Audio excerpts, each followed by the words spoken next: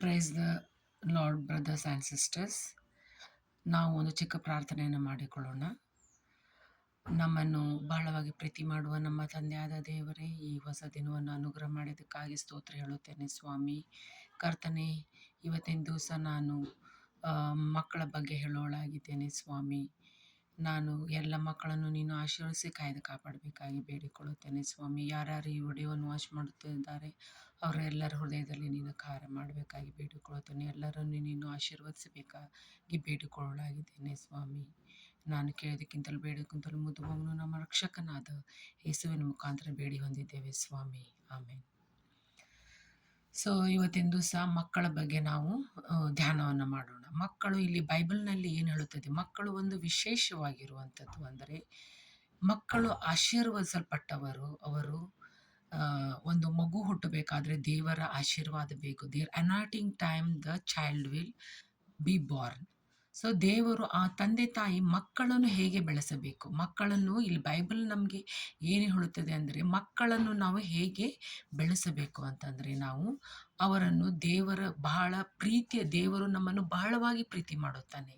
ಆ ದೇವರ ಬಗ್ಗೆ ನಾವು ಹೇಳಿಕೊಡಬೇಕು. ಮಕ್ಕಳಿಗೆ ಡೀಪ್ಲಿ ಲವ್ಡ್ ಬೈ ಗಾಡ್ ಅಂತ ಹೇಳಿಕೊಡಬೇಕು. ಮತ್ತು ನಾವು ಅವರಿಗೆ ದೇವರ ಭಯಭಕ್ತಿಯಲ್ಲಿ ನಡೆಸಬೇಕು. ಅವರನ್ನು ನಾವು ದೇವರ ಭಯಭಕ್ತಿಯಲ್ಲಿ ನಡೆಸಬೇಕು. ಮತ್ತು ಅವರು ದೇವರಿಗೆ ಮಕ್ಕಳು ಒಂದು ಸ್ಪೆಷಲ್ ಸ್ಥಾನ, ದೇವರ ಹೃದಯದಲ್ಲಿ ಅವರಿಗೆ ಬಹಳ ಒಂದು ಸ್ಪೆಷಲ್ ಸ್ಥಾನವನ್ನು ಕೊಟ್ಟಿದ್ದಾನೆ. ಮತ್ತು ದೇವರು ಮಕ್ಕಳನ್ನು ಬಹಳವಾಗಿ ಪ್ರೀತಿ ಮಾಡುವವನಾಗಿದ್ದಾನೆ. ಮತ್ತು ಇಲ್ಲಿ ದೇವರು ಏನು ಹೇಳ್ತಾನೆ ಅಂತಂದರೆ, ಅವರ ರಾಜ್ಯ ಮಕ್ಕಳಂತೆ ನೀವು ಇರ್ರಿ ಅಂತ ನಮಗೂ ಸಹ ಹೇಳುತ್ತಾನೆ. ಹೃದಯ ನಮ್ಮದು ಹೇಗೆ, ದೇವರು ನಮ್ಮ ಹೃದಯವನ್ನು ನೋಡುವವನಾಗಿದ್ದಾನೆ. ನಮ್ಮ ಹೃದಯ ಹೇಗಿರಬೇಕು? ನಮ್ಮ ಹೃದಯ ಮಕ್ಕಳಂತೆ ಇರಬೇಕು. ನೀವು ಯಾರು ಹೃದಯ ಮಕ್ಕಳಂತೆ ಇರುತ್ತದೆ ಅವರು ದೇವರ ರಾಜ್ಯವನ್ನು ಪ್ರವೇಶಿಸುತ್ತಾರೆ ಅಂತ ದೇವರು ನಮಗೆ ಹೇಳುವವನಾಗಿದ್ದಾನೆ. ಅದೇ ರೀತಿಯಾಗಿ ದೇವರು ವಿಶೇಷವಾದ ಸ್ಥಾನ ಮಕ್ಕಳಿಗೆ ಕೊಟ್ಟಿದ್ದಾನೆ. ಆ ಮಕ್ಕಳಿಗೆ, ಸಣ್ಣ ಮಕ್ಕಳಿಗೆ ಏನೂ ತಿಳಿಯೋದಿಲ್ಲ. ಅವರಿಗೆ ನೀವು ಏನು ಕಲಿಸುತ್ತೀರ ಅದನ್ನು ಕಲಿಯುತ್ತಾರೆ. ಅವರಿಗೆ ನಾವು ದೇವರ ಬಗ್ಗೆ ಹೇಗೆ ಹೇಳಿಕೊಡಬೇಕು, ನಾವು ಸಂಡೇ ಸ್ಕೂಲ್ಗೆ ಕಳಿಸುತ್ತೇವೆ. ಎಲ್ಲ ತಂದೆ ತಾಯಿಯ ಕರ್ತವ್ಯ ಏನಾಗಿದೆ ಅಂತಂದರೆ ಮಕ್ಕಳನ್ನು ನಾವು ಸಂಡೇ ಸ್ಕೂಲ್ಗೆ ಕಳಿಸಬೇಕು. ನಾವು ದೇವರ ಬಗ್ಗೆ, ಯೇಸುಸ್ವಾಮಿ ಬಗ್ಗೆ ಹೇಳಿಕೊಡಬೇಕು. ಮತ್ತು ಅವರಿಗೆ ಯಾವುದೋ ಮುಖಾಂತರವಾಗಿ ನೀವು ಹೇಳಿಕೊಡುತ್ತೀರಿ, ಡ್ರಾಯಿಂಗ್ ಮತ್ತು ಪಿಕ್ಚರ್ಸ್ ಮುಖಾಂತರ ನಾವು ಅವರಿಗೆ ತಿಳಿಯೋ ಮಟ್ಟಿಗೆ ನಾವು ಸಣ್ಣವರಾಗಿ ಆ ರೀತಿಯಾಗಿ ನಾವು ಮಕ್ಕಳಿಗೆ ದೇವರ ಬಗ್ಗೆ ನಾವು ಹೇಳಿಕೊಡ್ಬೇಕಂತ ಹೇಳಿ ನಾವು ಇಲ್ಲಿ ನೋಡುತ್ತೇವೆ. ಮತ್ತು ಇಲ್ಲಿ ನಾವು ಏನಂತ, ದೇವರ ಭಯಭಕ್ತಿ ಇಂಪಾರ್ಟೆಂಟ್ ಏನಂತಂದರೆ ಇಲ್ಲಿ ದೇವರನ್ನು ನಂಬಬೇಕು ಮತ್ತು ಮಕ್ಕಳಲ್ಲಿ ದೇವರಿಗೆ ನಂಬಿಕೆ ಇಡಬೇಕು. ಅವರು ಮಕ್ಕಳಿಗೆ ಹಾಗೆ ನಾವು ಕಲಿಸಬೇಕು ಮತ್ತು ಅವರು ದೇವರ ಮಾರ್ಗದಲ್ಲಿ ನಡೆಯಬೇಕು ಅಂತ ಹೇಳಿ ನಾವಿಲ್ಲಿ ನೋಡುತ್ತೇವೆ. ಇಲ್ಲಿ ನಾವು ಬೈಬಲ್ನಲ್ಲಿ ನೋಡುವಾಗ, ಈಗ ಬೈಬಲ್ನಲ್ಲಿ ನಾವು ನೋಡ್ತೀವಿ ಯಾರ್ಯಾರು ಮಕ್ಕಳಾಗಿದ್ದರು ಅವರು ಹೇಗೆ ಭಯಭಕ್ತಿಯಿಂದ ಇಲ್ಲಿ ಅವರು ದೇವರ ಮಾರ್ಗದಲ್ಲಿ ಅವರು ನಡೆದರು ಅಂತ ಹೇಳಿ ನಾವು ನೋಡುತ್ತೇವೆ. ಮತ್ತು ಇಲ್ಲಿ ಧರ್ಮೋಪದೇಶ ಕಾಂಡ ಅದು 6ನೇ ಅಧ್ಯಾಯ ನೋಡೋಣ ಪ್ರಿಯರೇ. 6ನೇ ಅಧ್ಯಾಯ 1-9 ನಮಗೆ ಏನು ಹೇಳುತ್ತದೆ ಅಂತ ಹೇಳಿ ನಾವಿಲ್ಲಿ ನೋಡೋರಾಗಿದ್ದೇವೆ. ಇಲ್ಲಿ ಏನು ಹೇಳುತ್ತದೆ ಅಂತಂದರೆ ನಮಗೆ, ನೀವು ಹೊಳೆ ದಾಟಿ, ಇಲ್ಲಿ ಇಸ್ರಾಯೇಲ್ರಿಗೆ ದೇವರು ಹೇಳ್ತಾನೆ. ಇಲ್ಲಿ ಇಸ್ರಾಯೇಲ್ರಿಗೆ ಏನು ಹೇಳ್ತಾನೆ? ದೇವರು ಕಾನಾನ್ ದೇಶಕ್ಕೆ ಅವ್ರನ್ನು ಕರೆದುಕೊಂಡು ಹೋಗುತ್ತಾ ಇರುತ್ತಾನೆ. ಕಾನಾನ್ ದೇಶಕ್ಕೆ ಅವರನ್ನು, ಇಸ್ರಾಯೇಲ್ರನ್ನು ಕರೆದುಕೊಂಡು ಹೋಗುವಾಗ ಅವ್ರಿಗೆ ಹೇಳ್ತಾನೆ, ಅವ್ರಿಗೆ ಏನು ಬೋಧಿಸಬೇಕು? ನಿಮ್ಮ ದೇವರಾದ ಯೆಹೋವನಿಗೆ ಆಜ್ಞಾಪಿಸಿದ ಧರ್ಮೋಪದೇಶವು, ವಿಧಿ ನಿರ್ಣಯಗಳು, ಧರ್ಮೋಪದೇಶ ಕಾಂಡದ ಏನೇನು ನಮ್ಗೆ ಆಜ್ಞೆಗಳದಾವಲ್ಲ ಅದನ್ನೆಲ್ಲ ನೀವು ನೆನಪಿಟ್ಟುಕೊಂಡು ಅದನ್ನು ನೀವು ಯಾರಿಗೆ ಕಲಿಸ್ಕೊಡ್ಬೇಕು? ನೀವು ಧರ್ಮೋಪದೇಶ ಕಾಂಡ ನಮ್ಗೆ ಏನು ಬೋಧಿಸುತ್ತದೆ, ನಮ್ಗೆ ಏನು ಹೇಳ್ತೈತಿ, ನಮ್ಗೆ ಯಾವ್ಯಾವ ಆಜ್ಞೆಗಳು ದೇವರು ಕೊಟ್ಟಾನ, ದೇವರು ಒಬ್ಬನೇ ದೇವರು ಅಂಥೇಳಿ ನೀವು ನಿಮ್ಮ ಮಕ್ಕಳಿಗೆ ಕಲಿಸಿಕೊಡ್ಬೇಕಂತ ಹೇಳಿ ಹೇಳ್ತಾನೆ ದೇವರು.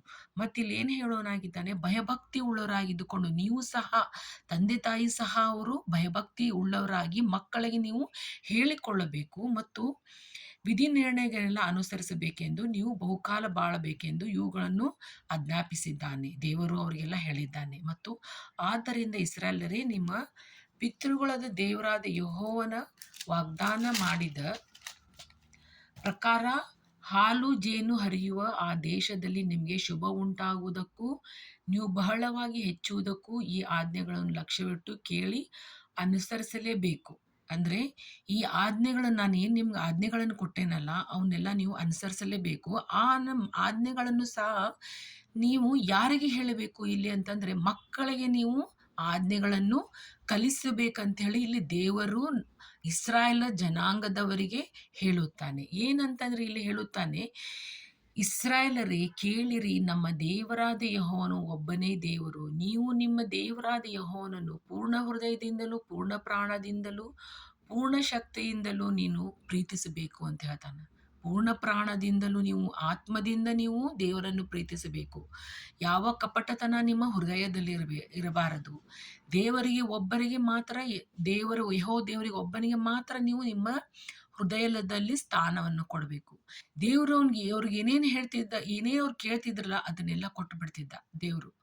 ದೇವರು ಅವರ ಮಾತು ಅವಾಗ ಹಳೆ ಒಡಂಬಡಿಕೆಯಲ್ಲಿ ನೋಡುತ್ತೇವೆ, ದೇವರು ಅವರ ಸಂಗಡ ಮಾತನಾಡುತ್ತಿದ್ದ ಮೋಶೆ ಮುಖಾಂತರವಾಗಿ ಅವರು ಮಾತನಾಡಿದ್ದನ್ನು ನಾವು ನೋಡಿದ್ದೇವೆ. ಮೋಶೆ ಮುಖಾಂತರವಾಗಿ ಎಲ್ಲವನ್ನು ಅವನು ಕೊಡ್ಕೊಂತ ಹೋದ ಅಂತ ನಾವು ನೋಡ್ತೀವಿ.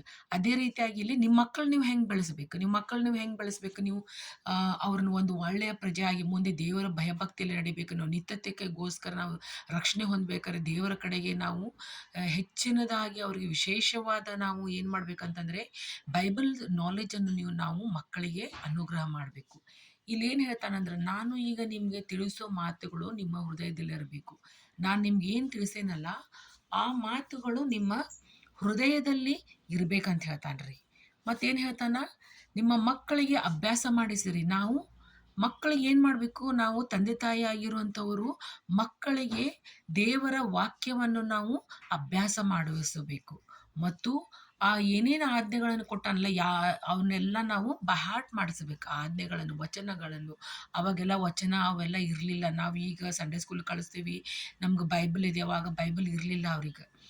ಆಜ್ಞೆಗಳು ಏನೇನು ಕೊಟ್ಟಿದ್ದಲ್ಲ, ಏನೇನು ದೇವ್ರು ಹೇಳಿದ್ದಲ್ಲ ಅದನ್ನು ಅವ್ರ ತಂದೆ ಆದ ದೇವರು ಒಬ್ಬನೇ ದೇವರು ಅಂಥೇಳಿ ಅವನ್ನೆಲ್ಲ ಆಜ್ಞೆಗಳನ್ನ ನೀವು ನಿಮ್ಮ ಮಕ್ಕಳಿಗೆ ನೀವು ಕಲಿಸಿಕೊಡ್ಬೇಕಂತ ಹೇಳಿ ಇಲ್ಲಿ ಯೆಹೋವ ದೇವರು ಹೇಳ್ತಾ ಇದ್ದಾನೆ. ಮತ್ತು ನಾವು ಇಲ್ಲಿ ಏನು ನೋಡ್ತೀವಿ ಅಂತಂದ್ರೆ, ವಿಶೇಷವಾಗಿ ನೋಡುವಂಥದ್ದು ಏನಂತಂದ್ರೆ, ಇವುಗಳನ್ನು ಜ್ಞಾಪಕಾರ್ಥವಾಗಿ ಕೈಗೆ ಕಟ್ಟಿಕೊಳ್ಬೇಕು ಅಂತ ಹೇಳಿ ಹೇಳ್ತಾನೆ. ಮತ್ತು ಇವು ಹಣೆಗೆ ಕಟ್ಟಿಕೊಳ್ಳುವ ಜ್ಞಾಪಕದ ಪಟ್ಟಿಯಂತೆ ಇರಬೇಕು. ನಿಮ್ಮ ಮನೆ ಬಾಗಿಲಿನ ನಿಲ್ಲುವ ಪಟ್ಟಿಗಳಲ್ಲಿಯೂ ತಲೆ ಬಾಗಿಲುಗಳ ಮೇಲೆಯೂ ಇವುಗಳನ್ನು ಬರೆಯಬೇಕು ಅಂತ ಹೇಳಿ ಇಲ್ಲಿ ಹೇಳ್ತಾನೆ ದೇವರು. ಅಂದ್ರೆ ನಾವೇನೇನು ಆಜ್ಞೆಗಳು ನಾವೆಲ್ಲ ಅವಾಗ ನಾವು ನನ್ನ ಮಗಳು ಚಿಕ್ಕವಳಾಗಿದ್ದಾಗ ನಾನು ದಶಾಜ್ಞೆಗಳನ್ನು ಬರೆದು ಬಾಗಿಲಿಗೆ ನಾನು ಹಾಕಿದ್ದೆ, ಅವಳ ಬಾಗಿಲಿಗೆ ನಾನು ಹಾಕಿದ್ದೆ. ಅವಳು ದಿನಾಲೂ ಅದನ್ನು ಇವತ್ತಿನವರೆಗೂ ನಾವು ಅದನ್ನು ನಾವು ಕಲಿಸಿಕೊಡ್ತೇವೆ. ಇವತ್ತಿನವರೆಗೂ ಅವಳು ಯೌವನಸ್ಥ ಹುಡುಗಿ ಆಗಿದ್ದಾಳೆ. ಇವಾಗಲೂ ಸಹ ನಾವು ಒಂದು ಹೆಣ್ಣು ತಾಯಿ ಆಗಿರುವಂಥವಳು ಒಂದು ಮುಖ್ಯವಾದ ಕರ್ತವ್ಯನೆಂದರೆ ಮಕ್ಕಳಿಗೆ ದೇವರ ಭಯದಲ್ಲಿ ನಾವು ನಡೆಸಬೇಕಂತೇಳಿ ನಾವು ನೋಡ್ತೀವಿ. ಅದೇ ರೀತಿಯಾಗಿ ಆಜ್ಞೆಗಳ ಏನೇನು ನಮ್ಗೆ ಕೊಟ್ಟಾನಲ್ಲ, ದೇವರು ಒಬ್ಬನೇ ದೇವ್ರು ಅಂತೇಳಿ ನಮ್ಮ ಮಕ್ಕಳಿಗೆ ಕಲಿಸ್ಬೇಕು. ಇವತ್ತು ತೊದಲು ನುಡಿಯೊಳಗೆ ಹೇಳ್ತಾವ್ರಿ ಮಕ್ಕಳು. ಈಗ ನಾವು ಸಂಡೇ ಸ್ಕೂಲ್ಗಲ್ಲಿ ನೋಡ್ತೀವಿ, ಸಂಡೇ ಸ್ಕೂಲ್ ಹಬ್ಬ ಮಾಡ್ತಾರ, ಅಲ್ಲೆಲ್ಲ ಆಚರಣೆ ಮಾಡ್ತಾರ. ಆವಾಗ ತೊದಲು ನುಡಿದಲ್ಲಿ ವಚನಗಳನ್ನು ಹೇಳ್ತಾರೆ. ಆವಾಗ ಕಾಲದಾಗ ಅವ್ರಿಗೆ ಏನು ಬೈಬಲ್ ಇರಲಿಲ್ಲ. ಅವಾಗ ಇವನ್ನೆಲ್ಲ ನೀವು ಕಲಿಸ್ಕೊಡ್ರಿ ನಿಮ್ಮ ಮಕ್ಕಳಿಗೆ, ದೇವ್ರು ಯಾರು ಅಂತೇಳಿ ನೀವು ಕಲಿಸ್ಕೊಡ್ರಿ ನಿಮ್ಮ ಮಕ್ಕಳಿಗೆ ಅಂತೇಳಿ ಯೆಹೋವ ದೇವರು ಇಲ್ಲಿ ಇಸ್ರಾಯೇಲ್ ಜನಾಂಗದವ್ರಿಗೆ ಹೇಳ್ತಿದ್ದ. ಅವ್ರು ಅದೇ ರೀತಿಯಾಗಿ ತಮ್ಮ ಮಕ್ಕಳಿಗೆ ಕಲಿಸಿಕೊಡ್ತಾ ಇದ್ರು. ಅವನೇನು ಮಾಡ್ರಿ, ನೀವು ಹಣಿಗೆ ಕಟ್ರಿ, ಅವನ್ನ ನೀವು ಕೈಗೆ ಕಟ್ಕೋರಿ. ಅವನ್ನೆಲ್ಲ ಹೋಗುವಾಗ್ಲೂ ಬರುವಾಗ್ಲೂ ನೀವೇನು ಮಾಡ್ರಿ, ಅವನ್ನ ಧ್ಯಾನ ಮಾಡ್ರಿ. ಅವನ ಮಕ್ಕಳಿಗೆ ನೀವು ಧ್ಯಾನಿಸ್ರಿ.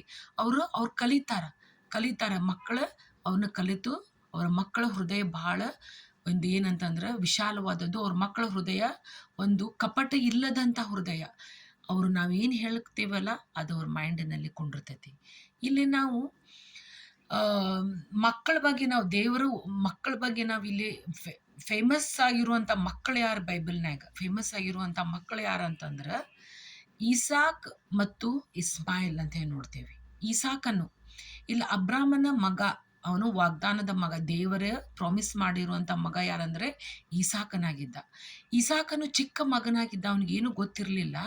ಆವಾಗ ಯಜ್ಞ ಮಾಡು ಅಂತೇಳಿ, ನೀನು ನಿನ್ನ ಮಗನನ್ನು ನನಗೆ ಯಜ್ಞವಾಗಿ ಅರ್ಪಿಸು ಅಂತೇಳಿ ಇಲ್ಲಿ ದೇವರು ಕೇಳಿಕೊಂಡಾಗ ಅಬ್ರಾಮನು ಏನು ಮಾತನಾಡಲಾರದೆ, ಏನು ಅನ್ನಲಾರದೆ ಆ ಮಗನನ್ನು ಕರೆದುಕೊಂಡು ಬಂದು ಎಲ್ಲ ತಯಾರಿ ಮಾಡಿಕೊಂಡು ಅವನು ಇನ್ನೇನು ಕೊಯ್ಬೇಕಂದಾಗ ದೇವ್ರು ಹೇಳ್ತಾನ ನಿಲ್ಲಿಸಂತ ಹೇಳ್ತಾನ. ಸೊ ಅವಾಗ ಈಸಾಕನು ಸಹ ತನ್ನ ತಂದೆಗೆ ಏನು ಪ್ರಶ್ನೆ ಮಾಡಲಿಲ್ಲ. ನಾವಾಗಿದ್ದರೆ ಯಾಕೆ ಕರ್ಕೊಂಬಂದಿ ಡ್ಯಾಡಿ ಏನಂತ ಹೇಳಿ ನಾವು ಪ್ರಶ್ನೆ ಮಾಡ್ತಿದ್ದೆ. ಅವನು ಏನು ಪ್ರಶ್ನೆ ಮಾಡಲಿಲ್ಲ. ತನ್ನ ತಂದೆನ ನಂಬಿಕೊಂಡು ಅವನು ಈಸಾಕನು ಬಂದನು ಅಲ್ಲಿ. ಅವನನ್ನು ದೇವರು ಆಶೀರ್ವದಿಸಿದನು.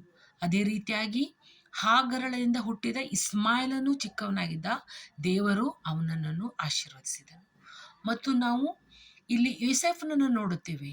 ಯೋಸೇಫನು ಒಂದು ಒಳ್ಳೆಯ ವ್ಯಕ್ತಿಯಾಗಿದ್ದ, ಒಂದು ಒಳ್ಳೆಯ ಹುಡುಗನಾಗಿದ್ದ. ಅವನು ಸಣ್ಣವನು, ಚಿಕ್ಕನು ಇದ್ದಾಗ, ಲಾಸ್ಟ್ ಚಿಕ್ಕ ಮಗ ಇದ್ದ. ಅವನು ತಂದೆಗೆ ಬಹಳವಾಗಿ ಪ್ರಿಯ ಮಗನಾಗಿದ್ದ. ಯೋಸೇಫನು ತಂದೆಗೆ ಬಹಳವಾಗಿ ಪ್ರಿಯ ಮಗನಾಗಿದ್ದ. ಇಲ್ಲಿ ತಂದೆ ಭಾಳ ಪ್ರಿಯ ಮಗನಾದಾಗ ಇಲ್ಲಿ ಇವನು ಅವರ ಅಣ್ಣನಿಗೆ ಏನೇನೋ ಅವನು ಕನಸಿನಲ್ಲಿ ಏನೇನು ಬಿದ್ದಿರ್ತಿತ್ತಲ್ಲ, ಅದನ್ನೆಲ್ಲ ಬಂದು ಯೋಸೇಫನು ಅವ್ರ ಅಣ್ಣನಿಗೆ ಹೇಳ್ತಿದ್ದ. ಅವನು ಹೇಳುವಾಗ, ಇವನು ಯೋಸೇಫನು ಹೇಳುವಾಗ, ಇವ್ರ ಅಣ್ಣಂದಿರು ಎಷ್ಟು ಕೆಟ್ಟವರಾಗಿದ್ರಂದರೆ, ಇವ್ರು ಏನು ಮಾಡ್ಬಿಡ್ತಾರ, ಇವನ ಮುಂದೆ ಏನಾದರೂ ದೊಡ್ಡ ವ್ಯಕ್ತಿ ಆಗ್ತಾನೆ, ಇವನ ಮೇಲೆ ಜಲಸಿ ಪಡ್ತಾರ. ತಂದೆನೂ ಇವನು ಭಾಳ ಪ್ರೀತಿ ಮಾಡ್ತಿರ್ತಾನೆ ಅಂತ ಹೇಳಿ ಇವ್ರ ಮೇಲೆ ಜಲಸಿ ಪಟ್ಟು ಏನು ಮಾಡ್ಬಿಡ್ತಾರ, ಅವನನ್ನು ತೆಗ್ಗನ್ಯಾಗ ಹಾಕ್ಬಿಡ್ತಾರೆ. ತೆಗ್ಗನಾಗ ಹಾಕಿ ಅವನ್ನ ಮಾರ್ಬಿಡ್ತಾರೆ. ಮುಂದೆ ಅವನ್ನ ಮಾರ್ಬಿಟ್ಟು ಅವನು ಬೇರೆ ಕಡೆಗೆ ಹೋಗ್ಬಿಡ್ತಾನೆ. ಯೋಸೇಫನು ಒಂದು ಒಳ್ಳೆಯ ಹುಡುಗನಾಗಿದ್ದ, ದೇವರ ಭಯಭಕ್ತಿಯಲ್ಲಿ ನಡೀತಿದ್ದ, ಮತ್ತು ದೇವರು ಅವನ ಕನಸಿನಲ್ಲಿ ಬಂದು ಅವನ ಹತ್ರ ಮಾತನಾಡುತ್ತಾ ಇದ್ದ. ದೇವರು ಅವನಿಗೆ ಬಹಳವಾಗಿ ಪ್ರೀತಿಯನ್ನು ಮಾಡುತ್ತಿದ್ದ. ಈ ಚಿಕ್ಕ ಹುಡುಗನನ್ನು ಪ್ರೀತಿಯನ್ನು ಮಾಡುತ್ತಿದ್ದ. ಇವರು ದೇವರ ಮಾರ್ಗದಲ್ಲಿ ನಡೆಯುತ್ತಾ ಇದ್ದರು. ಈ ಮಕ್ಕಳು ಎಲ್ಲರೂ ಯೆಹೋವನ ಮಾರ್ಗದಲ್ಲಿ ನಡೆಯುತ್ತಾ ಇದ್ದರು. ಮತ್ತು ಅದೇ ಮೋಸೆಸನ್ನು ನೋಡುತ್ತೇವೆ ನಾವು. ಚಿಕ್ಕವನಿದ್ದಾಗ ಅವನ ಅಕ್ಕ ತಗೊಂಡು ಬರ್ತಾಳ್ರಿ. ಅಕ್ಕ ತೆಗೆದುಕೊಂಡು ಅವಾಗ ಅರಸನ ಏನು ಮಾಡಿರ್ತಾನ, ಯಾವ ಗಂಡ ಮಗು ಹುಟ್ಟುತ್ತದೆ ಅಲ್ಲ, ಆ ಗಂಡ ಮಗುವಿಗೆ ಏನು ಮಾಡಬೇಕು, ಆ ಗಂಡ ಮಗುವನ್ನ ಕೊಲ್ತು ಬಿಡಬೇಕು ಅಂತ ಹೇಳಿರ್ತಾನೆ. ಅವಾಗ ಅವಳು ಆ ಮಗುವನ್ನು ಅವ್ರು ಏನು ಮಾಡ್ತಾರ, ಆ ಒಂದು ಪೆಟ್ಟಿಗೆನಲ್ಲಿ ಹಾಕಿ ನೀರಿನಲ್ಲಿ ಬಿಡ್ತಾರೆ. ಅರಸನ ಮಗಳು ಮಗುವನ್ನು ತೆಗೆದುಕೊಂಡು ಹೋಗ್ತಾನೆ. ಮುಂದೆ ಮೋಶೆ ತನ್ನ ಜನಾಂಗದವರನ್ನು ನೋಡೋರು ತ್ರಾಸ ಪಡೋದನ್ನು ನೋಡಿ, ಮೋಶೆ ಅವನು ಚಿಕ್ಕವನಾಗಿದ್ದ, ಆಮೇಲೆ ಬೆಳೆದು ದೊಡ್ಡವನಾಗಿ ಅವನು ಇಸ್ರಾಯೇಲರನ್ನು ನಡೆಸುತ್ತಾನೆ ಅಂತ ಹೇಳಿ ನಾವಿಲ್ಲಿ ನೋಡ್ತೇವೆ. ಮತ್ತು ಸ್ಯಾಮ್ಯುಯಲನು ಒಂದು ಚಿಕ್ಕ ಮಗುವಾಗಿದ್ದಾಗ ತಾಯಿ ಹನ್ನಳಿಗೆ ಮಕ್ಕಳಿರಲಿಲ್ಲ. ಹನ್ನಳು ಬಂಜೆಯಾಗಿದ್ದಳು, ಅವಳ ಮಕ್ಕಳಿರಲಿಲ್ಲ. ಅವಳು ಪ್ರಾರ್ಥನೆಯ ಮುಖಾಂತರ ಸ್ಯಾಮ್ಯುಯಲನನ್ನು ಪಡೆದುಕೊಂಡಳು. ಸ್ಯಾಮ್ಯುಯಲನನ್ನು ಪಡೆದುಕೊಂಡು ಅವಳು ಏನು ಮಾಡಿದಳು ಅಂತಂದರೆ, ಚಿಕ್ಕ 3 ವರ್ಷದವನ ಇದ್ದಾಗ ಅವಳು ವರ್ಷ ಬಂದು ಅವಳು ಅಲ್ಲಿ ಬಂದು ಪ್ರಾರ್ಥನೆಯನ್ನು ಮಾಡ್ತಾ ಇದ್ದ. ಎಲ್ಲೇನಿದ್ದಲ್ಲಿ ಅವಳು ಬಂದು ಪ್ರಾರ್ಥನೆಯನ್ನು ಮಾಡ್ತಾ ಇದ್ದಳು. ಗಂಡು ಮಗುವಾಗಿ ಬೇಡಿಕೊಳ್ಳುತ್ತಾ ಇದ್ದಳು. ಸ್ಯಾಮ್ಯುಯಲನನ್ನು ಕೊಟ್ಟನು. ಸ್ಯಾಮ್ಯುಯಲನಿಗೆ ಅವಳು ಏನು ಹೇಳ್ತಾಳೆ, ನಿನ್ನ ಸೇವೆಗಾಗಿ ನಾನು ಬಿಡುತ್ತೇನೆ ಅಂತ ಹೇಳುತ್ತಾಳೆ. ದೇವರು ಸಹ ಅವನು ಚಿಕ್ಕ ಮಗು ಇದ್ದಾಗ, ಸಣ್ಣವನಿದ್ದಾಗಲೇ ಅವನ ಸಂಗಡ ಮಾತನಾಡಿದನು. ಅವನು ಒಂದು ಪ್ರವಾದಿ ಆದನು. ಅವನು ದೇವರ ಮಗನಾದನು. ಅವನು ಒಂದೇ ಸಲ ದೇವರ ಹತ್ತಿರ ಸಣ್ಣವನಿದ್ದಾಗ ತಾಯಿಯನ್ನು ಬಿಟ್ಟು ಹೋದ್ಮೇಲೆ ಅಲ್ಲಿ ಬೆಳೀತಾ ಇರ್ತಾನೆ, ಅಲ್ಲಿ ದೇವರ ಸೇವೆಯಲ್ಲಿ ಮಾಡುತ್ತಾ ಬೆಳೀತಾ ಇರ್ತಾನೆ. ಒಂದನೇ ಸಲ ದೇವರು ಮಾತಾಡಿದ, 2ನೇ ಸಲ ಮಾತಾಡಿದ, 3ನೇ ಸಲ ಮಾತಾಡಿದ. ಎಲೀನ ಹತ್ರ ಅವನು ಬಂದು ಹೇಳಿದ. ಅವಾಗ ಎಲೀನು ಹೇಳಿದ, ನೀನು ಇನ್ನೊಂದು ಸಲ ಮಾತನಾಡಿದರೆ ನೀನು ಇದೇನೇ ಪ್ರಭು ಅಂತ ಹೇಳು ಅಂತ ಹೇಳಿ ಅಲ್ಲಿ ದೇವರಿಗೆ ಹೇಳಿದ. ಇಲ್ಲಿ ಸ್ಯಾಮ್ಯುಯಲನಿಗೆ ಹೇಳಿದ. ಸ್ಯಾಮ್ಯುಯಲನು ಹಾಗೆ ನಡೆದುಕೊಂಡು ಅವನು ದೇವರ ಮಗನಾಗಿದ್ದನು. ಮತ್ತು ದಾವೀದನನ್ನು ನೋಡುವಾಗ, ದಾವೀದನು ಚಿಕ್ಕವನಿದ್ದಾಗ ಅವನು ಈಶನ ಮಗನಾಗಿದ್ದ. ಅವನು ಚಿಕ್ಕವನಾಗಿದ್ದ, ಈಶನ ಮಗಿದ್ದ, ಕಡೆಯ ಮಗನಾಗಿದ್ದ. ಅವನು ದೇವರ ಮಗನಾಗಿದ್ದ. ಗೋಲಾತನನ್ನು ಚಿಕ್ಕವನಿದ್ದಾಗೆ ಅವನು ಕೊಂದನು ಅಂತ ನಾವು ಇಲ್ಲಿ ನೋಡ್ತೇವೆ. ಅವನು ಈಶನದ ದಾಸಿಯ ಮಗನಾಗಿದ್ದ. ದಾವೀದನು ದಾಸಿಯ ಮಗನಾಗಿದ್ದ. ಅವನು ಬಹಳವಾಗಿ ಸಣ್ಣವನಿದ್ದಾಗ ಅವನು ಬಹಳವಾಗಿ ದೇವರಿಗೆ the heart of the man, ಅವನು ದೇವರ ಮಗುವಾಗಿರುವಾಗಲೇ ಅವನು ದೇವರು ಯಾರು ಅಂತ ಅವನು ತಿಳಿದುಕೊಂಡಿದ್ದನು. ಮತ್ತು ದೇವರ ಅವನು ಭಯಭಕ್ತಿಯಲ್ಲೇ ಅವನು ನಡೆದನು. ಮತ್ತು ಆಮೇಲೆ ನಾವು ನೋಡ್ತೀವಿ, ಜೋಶಿಯ ಅವನು 8 ವರ್ಷದವನಿದ್ದಾಗ ರಾಜನಾದನು ಅಂತೇಳಿ ನಾವು ಇಲ್ಲಿ ನೋಡ್ತೇವೆ. ಇಲ್ಲಿ ಯಾರ್ಯಾರು ಇಲ್ಲಿ ನಾವು ಇಲ್ಲಿ 8 ಮಂದಿ ಒಳಗೆ ಏನೇನು ಅವ್ರದ್ದು ದೇವರು ಇಲ್ಲಿ ಬೈಬಲ್ನಲ್ಲಿ ಅವರ ಸ್ಥಾನ ಇತ್ತು, ಏನೇನು ಅವರು ಕೆಲಸವನ್ನು ಮಾಡಿದ್ರಂದ್ರೆ, ದಾವೀದನು ಅವನು ಗೋಲ್ಯಾತನನ್ನು ಕೊಂದನು. ಆಮೇಲೆ ಸ್ಯಾಮ್ಯುಯಲನು ಅವನು ಒಂದು ಸಣ್ಣ ಪ್ರವಾದಿಯಾಗಿದ್ದನು, ಅವನು ಯಂಗ್ ಪ್ರವಾದಿಯಾಗಿದ್ದನು. ಮತ್ತು ಮಿರ್ಯಾಮಳು ಇಲ್ಲಿ ಅವಳು ಏನು ಮಾಡುತ್ತಾಳೆ, ಮೋಸೆಸನ್ನು ಸಣ್ಣ ಚಿಕ್ಕವಳಿದ್ದಳು, ಅವಳು ಸಹ ಚಿಕ್ಕವಳಿದ್ದಳು. ಅವಳು ಮೋಸೆಸನ್ನು ಅವಳು ಬದುಕಿಸಿದಳು ಆ ಮಗುವನ್ನು. ಮತ್ತು ಜೋಶಿಯನ ನೋಡುತ್ತೇವೆ ನಾವು, ಅವನು 8 ವರ್ಷ ಇದ್ದಾಗ ರಾಜನಾದನು ಅಂತ ಹೇಳಿ ನಾವು ನೋಡ್ತೇವೆ. ಆಮೇಲೆ ಲಾಸ್ಟಿಗೆ ದೇವರು ಸಹ ಯೇಸುಸ್ವಾಮಿ ಬಂದ ಮೇಲೆ ಅವನು ಚಿಕ್ಕವನಿದ್ದಾಗ ಅವನು ಅಲ್ಲಿ ದೇವಾಲಯದಲ್ಲಿ ಅಲ್ಲಿ ಜನರ ಹತ್ತಿರ ಮಾತನಾಡುತ್ತಿರ್ತಾನೆ. ಅವರು ಜನರು ಅಂತಾರೆ, ಇವನು ಯಾರಪ್ಪ, ಇವನು ಇಷ್ಟು ಚೆನ್ನಾಗಿ ದೇವರ ಮಗನಾಗಿರ್ತಾನೆ, ದೇವರ ಮಗನ ಇವನು ಲೋಕಕ್ಕೆ ಬಂದು ಮಾತನಾಡುವಾಗ ದೇವರು ಇವನನ್ನು ಪ್ರೀತಿಯ ಮಗನಾಗಿರುತ್ತಾನೆ. ಯೇಸು ಸ್ವಾಮಿ ಅವನನ್ನು ಬಹಳವಾಗಿ ಪ್ರೀತಿ ಮಾಡುತ್ತಿರ್ತಾನೆ. ಅವನು ಚಿಕ್ಕವನಿದ್ದಾಗಲೇ ಅವನು ಮಾತನಾಡುತ್ತಿದ್ದ, ಯೇಸು ಸ್ವಾಮಿ ಹತ್ರ ಮಾತನಾಡುತ್ತಿದ್ದ. ಮತ್ತು ಅವನು ಜನರು ಅಂತಾರೆ, ಇವನು ಯಾರಪ್ಪ, ಇವನು ಇಷ್ಟು ಒಳ್ಳೆಯ ಹುಡುಗನಾಗಿದ್ದಾನೆ, ಇವನು ಮಾತನಾಡುತ್ತಾನೆ, ಇಷ್ಟೆಲ್ಲ ದೊಡ್ಡ ದೊಡ್ಡ ಮಾತನಾಡುತ್ತಾನೆ, ದೇವರ ವಿಷಯವಾಗಿ ಇವನು ಮಾತನಾಡುತ್ತಾನೆ ಅಂತ ಹೇಳಿ ಅವರು ಅಂದುಕೊಳ್ತಾರೆ ಜನರು. ಸೊ ನಾವು ಆಮೇಲೆ ದಾನಿಯೇಲ್ ಬಗ್ಗೆ ನಾವು ನೋಡೋರಾಗಿದ್ದೀವಿ. ದಾನಿಯೇಲು ಒಂದು ಅವನು ಏನಂತಂದ್ರೆ ಒಂದು ರಾಜ ಆಗಿದ್ದ. ಅವನು ಗೆಳೆಯರು ಯಾರಂದ್ರೆ ಶದ್ರಕ್, ಮೇಷಕ್, ಅಬೇದ್ನೆಗೋ. ಅವರು ಚಿಕ್ಕವರಿದ್ದಾಗ ಅವರು ದೇವರು ಅವರನ್ನು ಏನ್ ಮಾಡ್ತಾನ ಇಲ್ಲ ಅಂತಂದ್ರ ಅರಸನು ಅವ್ರನ್ನ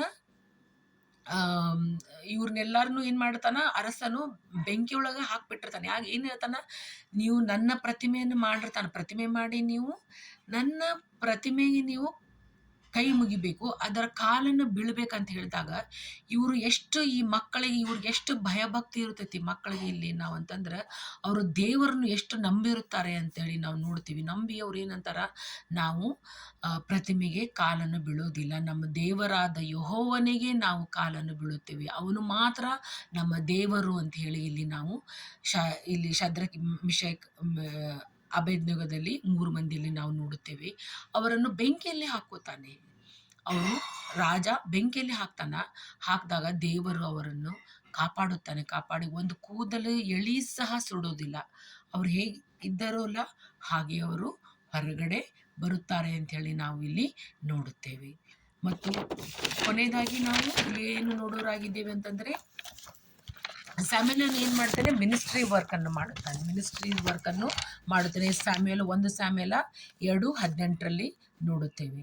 ಮತ್ತು a person who has known no sin himself, righteous enough, Holi enough, good enough ಅಂತ ಹೇಳಿ ದೇವರು ಹೇಳ್ತಾನೆ. ಯಾವ ಮನುಷ್ಯನಲ್ಲಿ ಪಾಪವಿಲ್ಲ, ಅವನು ಮಕ್ಕಳಂತೆ ಇರುವಂತಹ ಹೃದಯ, ಮನುಷ್ಯನಿಗೆ ಯಾವ ಪಾಪ ಇಲ್ಲ, ಮನಸ್ಸಿನಲ್ಲಿ ಯಾವ ಕೆಟ್ಟ ಉದ್ದೇಶವಿಲ್ಲ, ಕಪಟತನ ಇಲ್ಲ, ಅವರು ಚಿಕ್ಕ ಮಕ್ಕಳಂತೆ ಇರುವವರು, ಅವ್ರಿಗೆಲ್ಲ ಏನು ಹೇಳ್ತಾನೆ, ಅಂಥವರಿಗೆ ನನ್ನ ರಾಜ್ಯದಲ್ಲಿ ಪ್ರವೇಶ ಉಂಟು ಅಂತ ಹೇಳಿ ನಮಗೆ ಇಲ್ಲಿ ಹೇಳೋನಾಗಿದ್ದಾನೆ ದೇವರು.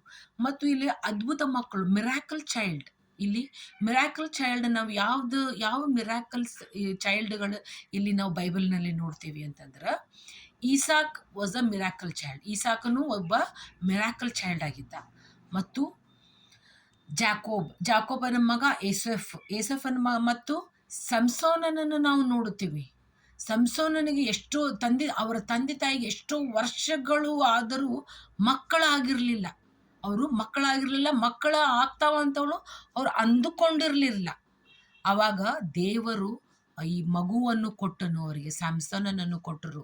ಅವನು ಎಂಥ ಮಗ ಆಗಿದ್ದ, ಇವನು ಸ್ಟ್ರಾಂಗ್ ಮ್ಯಾನ್ ಆಗಿದ್ದ, ಅವನು ಶಕ್ತಿಯುತವಾದ ಮನುಷ್ಯನಾಗಿದ್ದ. ಸ್ಯಾಮ್ಸನನು ಶಕ್ತಿಯುತವಾದ ಮನುಷ್ಯನಾಗಿದ್ದನು. ಮತ್ತು ಸ್ಯಾಮ್ಯುಯಲ್ ಒಬ್ಬ ಪ್ರವಾದಿ ಆದನು. ಮತ್ತು ಜಾನ್ ಅವನು ಬ್ಯಾಪ್ಟಿಸ್ಟ್ ಆದನು. ಮತ್ತು ಇಲ್ಲಿ 7 ಮಗುಗಳು ಇಲ್ಲಿ ಏನು ಮಾಡ್ತಾವು, ಇವರು ದೊಡ್ಡ ದೊಡ್ಡ ಕೆಲಸಗಳನ್ನು ಮಾಡಿದ್ದಾರೆ ಅಂತ ಹೇಳಿ ನಾವು ಇಲ್ಲಿ ನೋಡ್ತೇವೆ. ದೇವರ ಸಲುವಾಗಿ ಇವರು ದೇವರ ಸಲುವಾಗಿ ಈ ಮಕ್ಕಳು ದೊಡ್ಡ ದೊಡ್ಡ ಕೆಲಸವನ್ನು ಮಾಡಿದ್ರಂತ ಹೇಳಿ ನಾವು ನೋಡೋರಾಗಿದ್ದೇವೆ. ಮತ್ತು ನಾವಿಲ್ಲಿ ಹೊಸ ಒಡಂಬಡಿಕೆಯಲ್ಲಿ ನೋಡುತ್ತೇವೆ. ನಾವು ಇಲ್ಲಿ ಮಾರ್ಕನ ಬರೆದ ಸುವಾರ್ತೆ 10ರಲ್ಲಿ ನಾವು ನೋಡ್ತೇವೆ, 13ನೇ ಅಧ್ಯಾಯ ನೋಡ್ತೇವೆ. ಏಸು ಚಿಕ್ಕ ಮಕ್ಕಳನ್ನು ಆಶೀರ್ವದಿಸಿದ್ದು. ಏಸು ಏನು ಹೇಳ್ತಾನ, ಏಸು ಸ್ವಾಮಿಗೂ ಸಹ ಚಿಕ್ಕ ಮಕ್ಕಳು ಬಹಳವಾಗಿ ಪ್ರಿಯರಾಗಿದ್ದರು. ಇಲ್ಲಿ ಅವನು ಹೇಳುತ್ತಾನೆ, ಇಲ್ಲಿ 13ನೇ ಸಂಧಿಯಲ್ಲಿ ನೋಡ್ತೇವೆ ನಾವು, ಬಳಿಕ ಕೆಲವರು ತಮ್ಮ ಚಿಕ್ಕ ಮಕ್ಕಳನ್ನು ಏಸುವಿನಿಂದ ಮುಟ್ಟಿಸಬೇಕೆಂದು ಆತನ ಬಳಿಗೆ ತರಲು ಶಿಷ್ಯರು ಅವರನ್ನು ಗದರಿಸಿದರು. ಶಿಷ್ಯರನ್ನು ಹೇಳ್ತಾರ, ಮಕ್ಕಳೆಲ್ಲ ಬಂದುಕೊಳ್ಳನ ಶಿಷ್ಯರ ಹೇಳ್ತಾರ, ಗದರಿಸ್ತಾರ, ಮಕ್ಕಳು ಗದರಿಸ್ರಿ ದೂರ ಹೋಗ್ರಿ ಅಂತಾರ. ಆವಾಗ ದೇವರು ಯೇಸು ಸ್ವಾಮಿ ಏನು ಹೇಳ್ತಾನ, ಅದನ್ನು ಕಂಡು ಕೋಪಗೊಂಡನು. ಅವನಿಗೆ ಬಹಳವಾಗಿ ಸಿಟ್ಟು ಬರುತ್ತದೆ. ದೇವರಿಗೆ ಸಿಟ್ಟು ಬಂದು ಅವನೇನು ಹೇಳ್ತಾನ, ಯೇಸು ಸ್ವಾಮಿ, ಮಕ್ಕಳನ್ನು ನನ್ನ ಹತ್ತಿರಕ್ಕೆ ಬರಗೊಡಿಸಿರಿ. ಆ ಮಕ್ಕಳನ್ನ ಏನು ಮಾಡ್ರಿ, ನನ್ನ ಹತ್ತಿರಗೆ ಬರಗೊಡಿಸಿರಿ. ಅವಗಳಿಗೆ ಅಡ್ಡಿ ಮಾಡಬೇಡಿರಿ. ದೇವರಾಜ್ಯವು ಇಂಥವರದೇ. ನಿಮಗೆ ಸತ್ಯವಾಗಿ ಹೇಳುತ್ತೇನೆ, ಯಾವನು ಶಿಶುಭಾವದಿಂದ ದೇವರ ರಾಜ್ಯವನ್ನು ಅಂಗೀಕರಿಸುವುದಿಲ್ಲವೋ ಅವನು ಅವರಲ್ಲಿ ಸೇರುವುದೇ ಇಲ್ಲ ಎಂದು ಹೇಳಿ ಅವುಗಳನ್ನು ಅಪ್ಪಿಕೊಂಡು ಅವುಗಳ ಮೇಲೆ ಕೈಯಿಟ್ಟು ಆಶೀರ್ವದಿಸಿದನು ಅಂತ ಹೇಳಿ ನಾವಿಲ್ಲಿ ನೋಡ್ತಾನೆ. ಅದೇ ನಾನು ಹೇಳಿದೆಲ್ಲ, ದೇವರು ಚಿಕ್ಕ ಮಗುವಿನಂತೆ ಇರಬೇಕು. ನಮ್ಮ ಮನಸ್ಸು ಹೇಗಿರಬೇಕು? ಕಪಟಿಗಳಾಗಿರಬಾರದು. ನಾವು ಮೇಲೆ ಒಂದು ಮೇಲೆ ನೋಡಲಿಕ್ಕೆ ಒಂದು, ಮತ್ತು ನಮ್ಮ ಹೃದಯ, ದೇವರು ನಮ್ಮ ಮನಸ್ಸನ್ನು ನೋಡುತ್ತಾನೆ. ನಮ್ಮ ಮೇಲೆ ತೋರಿಕೆಯನ್ನು ನೋಡುವುದಿಲ್ಲ, ನಮ್ಮ ಮನಸ್ಸನ್ನು ನೋಡುತ್ತಾನೆ. ಇಲ್ಲಿ ಶಿಶುಭಾವದಿಂದ ಇರುವರು ಅವರು ದೇವರ ರಾಜ್ಯವನ್ನು ಅಂಗೀಕರಿಸುವರು ಅಂತ ಹೇಳಿ ಇಲ್ಲಿ ದೇವರು ಹೇಳಿದ್ದಾನೆ. ಯೇಸು ಸ್ವಾಮಿ ನಮಗೆ ಇಲ್ಲಿ ಹೇಳುತ್ತಾನೆ. ಆಮೇನ್. ನಾವೀಗ ಪ್ರಾರ್ಥನೆಯನ್ನು ಮಾಡಿಕೊಳ್ಳೋಣ.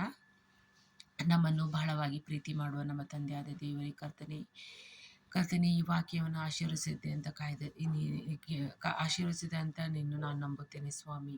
ಯಾರ್ಯಾರು ಈ ವಿಡಿಯೋ ನೋಡಿದ್ದಾರೆ ಕರ್ತನೆ, ಅವರೆಲ್ಲರನ್ನು ಮುಟ್ಟಿ ಆಶೀರ್ವದಿಸಬೇಕಾಗಿ ಬೇಡಿಕೊಳ್ಳುತ್ತೇನೆ. ವಿಶೇಷವಾಗಿ ಮಕ್ಕಳನ್ನು ಆಶೀರ್ವದಿಸಬೇಕಾಗಿ ಬೇಡಿಕೊಳ್ಳೋರಾಗಿದ್ದೇವೆ ಸ್ವಾಮಿ. ನಿನ್ನನ್ನು ಅಂಗೀಕರಿಸಿಕೊಂಡು ಮುಂದೆ ಅವರು ಯೌವನಸ್ಥ ಮಕ್ಕಳಾಗಿ ಬೆಳೆಯುವಾಗ ನೀನು ಅವರ ಸಂಗಡ ಇರಬೇಕಾಗಿ ಬೇಡಿಕೊಳ್ಳಲಾಗಿದ್ದೇನೆ ಸ್ವಾಮಿ. ನಿನ್ನ ಮಾರ್ಗದಲ್ಲಿ ಮಕ್ಕಳು ನಡೆಯಬೇಕಾಗಿ ಬೇಡಿಕೊಳ್ಳುತ್ತೇನೆ ಸ್ವಾಮಿ. ಕರ್ತನೆ, ಯಾರ್ಯಾರು ಈ ವಿಡಿಯೋ ನೋಡುತ್ತಾ ಇದ್ದಾರೆ ಹಾಗೂ ರೋಗದಲ್ಲಿ ಇದ್ದವರು ಸ್ವಾಮಿ, ಕರ್ತನೆ, ಕ್ಯಾನ್ಸರ್ ಪೇಷಂಟ್ಗಳು ಸ್ವಾಮಿ, ಹಾಗೂ ಅಸ್ತಮಾ ರೋಗದಿಂದ ಬಳಲುತ್ತಿದ್ದರು ಸ್ವಾಮಿ, TB ಪೇಷಂಟ್ಗಳು ಸ್ವಾಮಿ, ಫೈನಾನ್ಷಿಯಲಿ ಟ್ರಬಲ್ಸ್ ಇದ್ದವರು ಎಲ್ಲರನ್ನು ನೀನು ಆಶೀರ್ವದಿಸಿ ಕಾಯ್ದು ಕಾಪಾಡಬೇಕಾಗಿ ನಮ್ಮ ಮುದ್ದು ಮಗನು ನಮ್ಮ ರಕ್ಷಕನಾದ ಯೇಸುವಿನ ಮುಖಾಂತರ ಬೇಡಿ ಹೊಂದಿದ್ದೇವೆ ಸ್ವಾಮಿ. ಆಮೇಲೆ